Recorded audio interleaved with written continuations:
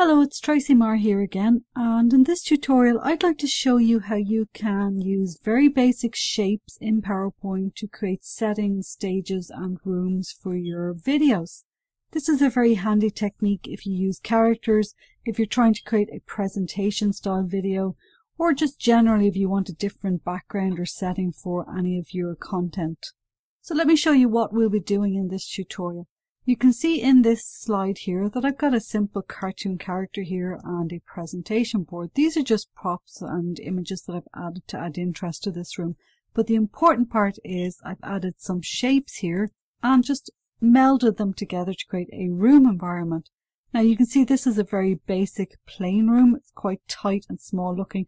And by making simple adjustments, I've created this sort of room that's much more inviting, much more warm and friendly, and I'll show you how to do that in this tutorial. So let's get started with the basics. Let's begin by inserting a slide, and let's make it a blank slide. And the next thing I'm going to do is insert a shape. So I'm going to click on shapes and choose the rectangle shape. And I'm just going to click and drag.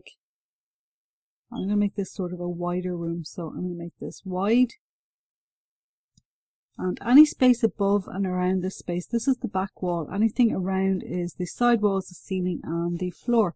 So let's format the shape. The first thing we'll do is get rid of the outline. So let's select Shape Outline, No Outline. And let's right click and choose Format Shape. So I'm going to choose a gradient fill. And let's just use a preset and choose one of the lighter colors here. Okay, so I'm going to use a radial gradient. And let's select the one that has the light in the center. Okay, so that's the back wall of our room. So let's use that shape to create the side walls and the ceiling. So just click on the shape, Control C, Control V, and we're going to pop this over here to the edge, and this is going to become the left wall. So, okay, it's not looking like it's a wall at the moment, so let's right click and edit points. And let's drag it up so we can get some perspective in the room. Let's keep dragging and drag down. Okay, so now we have what looks like a side wall. So let's Control C, Control V and copy that again. And let's just drag on the point on the right hand side and bring it over to the left so we can flip it. And let's position that again just to the edge of the slide there. So you can see already we've got the very basic elements of the room. So let's take the middle rectangle, Control C, Control V, and let's make the ceiling. So pop it up to the edge of the slide, keep it aligned with the back wall, drag up, and let's right click, edit points, and again just drag out here until there's no white space left on the slide. And finally, let's create the floor. Again, select the back wall, Control C, Control V, bring it down, align it to the edge of the slide, right click, edit points, and let's pull it out here until we have no white space.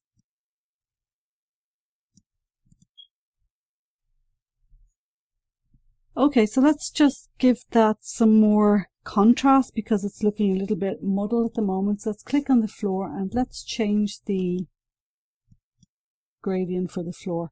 Let's make it a simple grey. And instead of radial, let's make it a linear. And let's also darken up this part of the gradient. Okay, so we have a simple floor there. We have a ceiling. And we have two walls, so it's looking quite dull, but if you take some props or some text and add them in, Control C, Control V, you can see the room comes to life. Before I show you how to add more interest, colour and atmosphere to this room, let's first just select the left right wall and the ceiling, and instead of having a radial gradient there, let's change that to a linear. So you can see there are some improvements there with the linear gradient. So it's okay to keep the radial on the back wall as this sort of reflects light that might be entering through a source here facing the back wall, and the light reflects differently on the other three surfaces. So let me now show you how to go ahead and edit this room so that you can make it much more inviting. And it's not difficult at all to do because PowerPoint allows us to take shapes and add different textures and patterns to them. So let's work with the back wall, and instead of the gradient fill, let's have a pattern fill. So you can see that you've got some options here for patterns. Let's make that a brick wall effect. And let's change the color of the foreground to a blue and the background to a darker blue, sort of a navy. So by simply changing the gradient fill to a pattern fill, you can create the illusion of a textured surface in this room. Similarly with the walls, we can select those, and instead of adding a pattern fill, we can use a picture. So I've simply sourced a wooden image pattern from the internet, and I'm using that as a picture or texture fill. So if I select picture or texture, you can see that the pattern has been added because I've already had it on this slide. You may have to browse and select it from your computer. So let's finally select the floor by clicking on the shape, and instead of the grey, let's change that to a bluish color by clicking on the gradient stops. So let's select a navy similar to the wall and also the lighter navy. Okay, so now we have a floor added.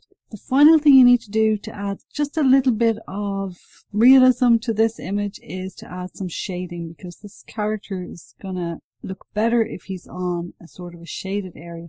So let's insert shape and choose an oval, and let's just drag the oval around his feet, and let's fill it with a darker navy on the floor, and let's make sure there's no outline. Okay, I'm going to copy that and make some smaller shading areas for the whiteboard here. So you would do this for any image that you have that makes contact with the floor surface. And then let's select these images here and bring them to the front. Okay, so you could probably make those a little bit smaller, but that's okay for now. Okay, so you can see that that's how quick and easy it is to create rooms. You can use this technique for creating stages, for creating just simple product showcase backgrounds, or for creating areas like this where you can have a character make a presentation. So I hope you enjoyed this tutorial. Thanks so much for watching.